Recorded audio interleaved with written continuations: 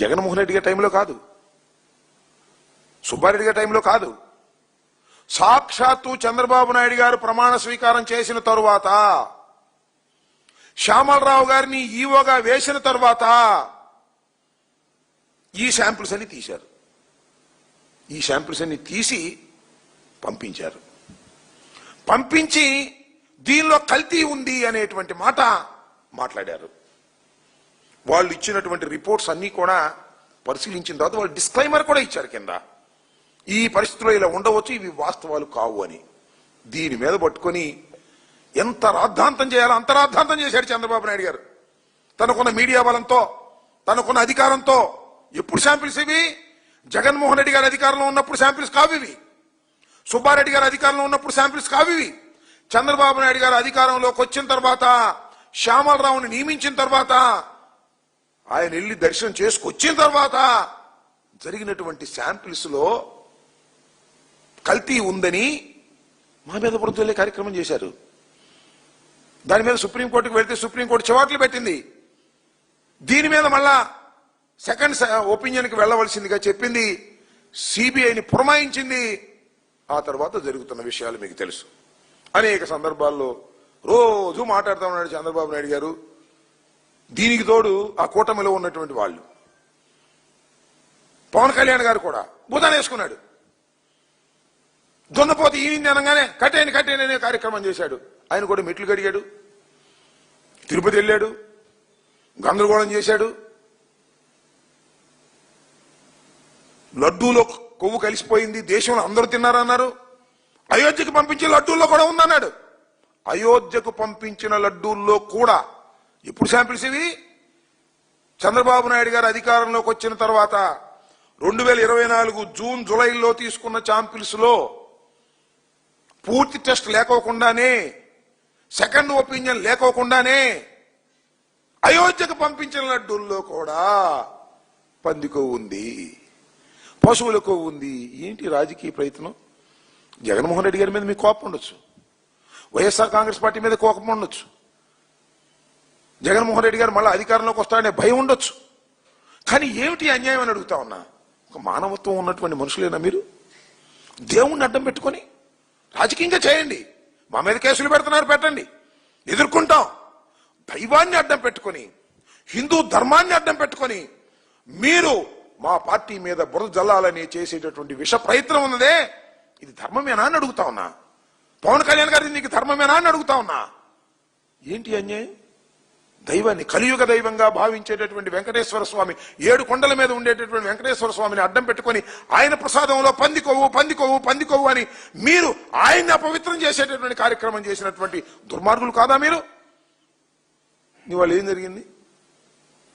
పంది కొవ్వు లేదు, పశువుల కొవ్వు లేదు అని చాలా స్పష్టంగా చెప్పారు. ఎప్పుడు ఇవన్నీ కూడా చంద్రబాబు నాయుడు గారు అధికారంలోకి వచ్చిన తర్వాత తీసుకున్నటువంటి 4 ట్యాంకుల్లో ఉన్నటువంటి సబ్స్టెన్స్.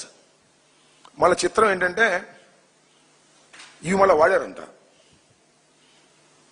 ఇవి ఈ జూన్ 12, జూన్ 25, జూలై 6, జూలై 12 తీసుకున్నటువంటి శాంపిల్స్ రిజెక్ట్ చేసి ట్యాంకర్లు వెనక్కి పంపించేశారని శ్యామలరావు గారు చెప్పాడు. సాక్షాత్ నేను కాదు, పంపించేశామని చెప్పారు. మళ్ళీ తీరా ఇప్పుడు ఏమంటున్నారు? ఈ 4 వాడారంట. ఎందుకు వాడారబ్బా? ఏ కొయ్యుడేరా?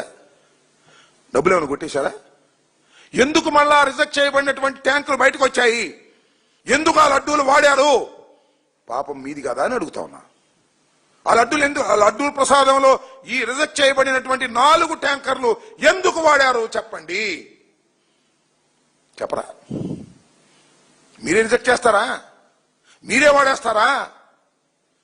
ఇది అపచారం కాదా? ఇది అన్యాయం కాదా? ఇది నెగ్లిజెంట్ కాదా? లేక కుమ్మ కావడం కాదా? చెప్పండి సమాధానం అంటున్నా నేను. ఆ చంద్రబాబు నాయుడు గారిని చెప్పమంటున్నా.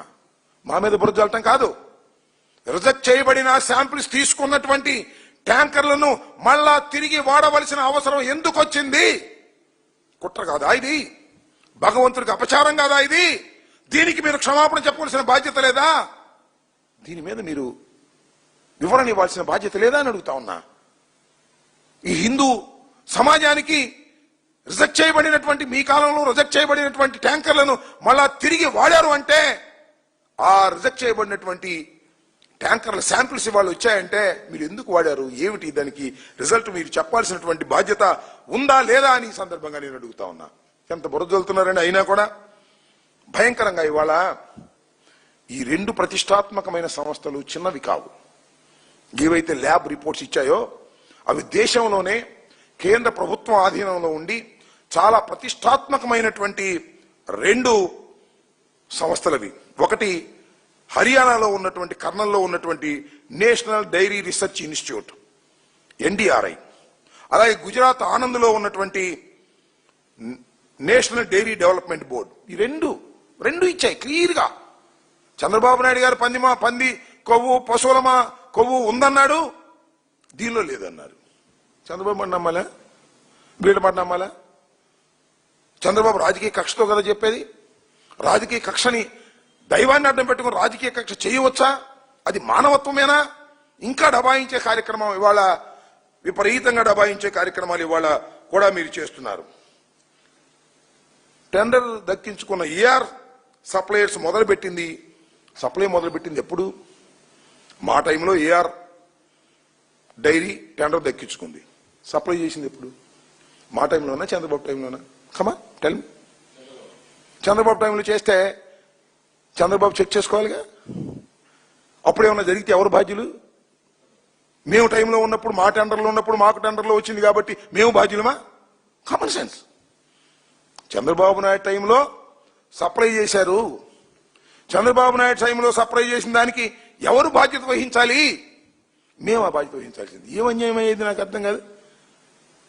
మీకేదో పత్రికా బలం ఉందని, మీరు అధికారంలో ఉన్నారని, మాకు కేవలం 11 సీట్లు వచ్చాయని, మీరు మీ టైంలో సప్లై చేసినటువంటి వాటికి కూడా మేము డిఫెండ్ చేయాలా?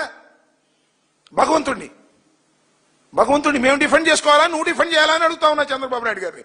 సిగ్గు ఎక్కువ ఉందా అని అడుగుతా ఉన్నా. వయసు వచ్చింది, ఏం లాభం నీకు? రాజకీయం భగవంతుని అడ్డం పెట్టుకుని కూడా రాజకీయం. సరే, ఎంతో మంది ప్రాణాలు తీసావు రాజకీయంగా నువ్వు. సాక్షాత్తు శ్రీ వెంకటేశ్వర స్వామిని అడ్డం పెట్టుకుని ఇవాళ బుకాయించే కార్యక్రమాలు ఇవాళ మీరు చేస్తున్నారు. బోలే బాబా అంటారు. ఎవరండి బోలే బాబా? నాకు అర్థం కాదు. ఎక్కడి నుంచి వచ్చాడు ఈ బోలే బాబా? మేము ఇచ్చామా బోలే బాబాకి ఎంట్రన్స్? కొండ మీదకి బోలే బాబాకి ఫస్ట్ ఎంట్రన్స్ ఇచ్చింది నారా చంద్రబాబు నాయుడు గారు అధికారంలో ఉన్నప్పుడే. ఆయనకి మొట్టమొదటి గేట్లు తెరిచింది బోలే బాబాకి. హర్ష డైరీ అని పెట్టారు ముందు, దాని తర్వాత పేరు మార్చుకున్నారులే. హర్ష డైరీగా ఉన్నప్పుడు చంద్రబాబు నాయుడు గారు వీళ్ళకి ఎంట్రన్స్ ఇచ్చాడు కొండ మీదకి. కాదా చెప్పమంటున్నా, మా దగ్గర ఆధారం నేను నిరూపిస్తా, దమ్ముంటే చెప్పమనున్నా.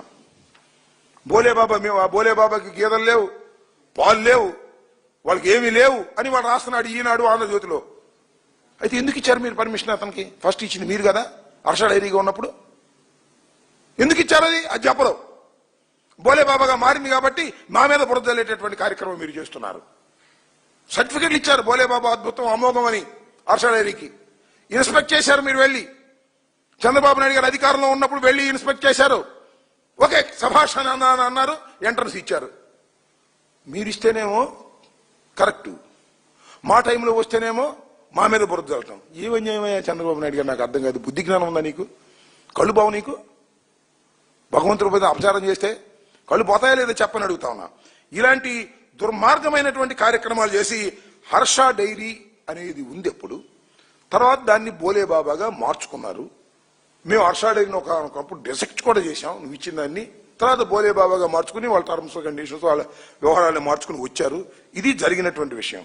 నేను అడుగుతా ఉన్నా చంద్రబాబు నాయుడు గారిని. ఇవాళ అంటున్నారు కదా అసలు ఎట్ట ఇస్తారండి 1000 రూపాయలు ఉండేటువంటి నెయ్యిని 300 400 ఎట్టిస్తారు? ఇది అన్యాయం కదా? నేను అడుగుతా ఉన్నా చంద్రబాబు నాయుడు గారిని, చెప్పు సమాధానం. మరి మీ టైంలో 2019 ఏప్రిల్లో నెయ్యి సరఫరా టెండర్ దక్కించుకున్న హర్ష డైరీ, అంటే ఇదే బోలేబాబా డైరీ, కిలో 291 రూపాయకి ఇచ్చింది. 291 రూపాయకి ఇచ్చింది కిలో. ఇదే బోలేబాబా అని చెబుతున్న హర్ష డైరీ చంద్రబాబు నాయుడు గారు ముఖ్యమంత్రిగా ఉన్నప్పుడు. అప్పుడేమైంది? అది కరెక్టా? ఇవాళ పొడుస్తున్నావు కదా, ఇవాళ రాస్తున్నారు కదా ఈనాడు, ఆంధ్రజ్యోతి, TV5 గాడిద గుడ్డు వంకాయ పులుసు. సమాధానం చెప్పని అడుగుతా ఉన్నా. ఇలా దుర్మార్గంగా రాసుకునేటటువంటి కార్యక్రమాలు ఇవాళ మీరు చేస్తున్నారు. ఇది చాలా దుర్మార్గమైనటువంటి విషయం. హిందూ ధర్మాన్ని నమ్మిన వారు కానీ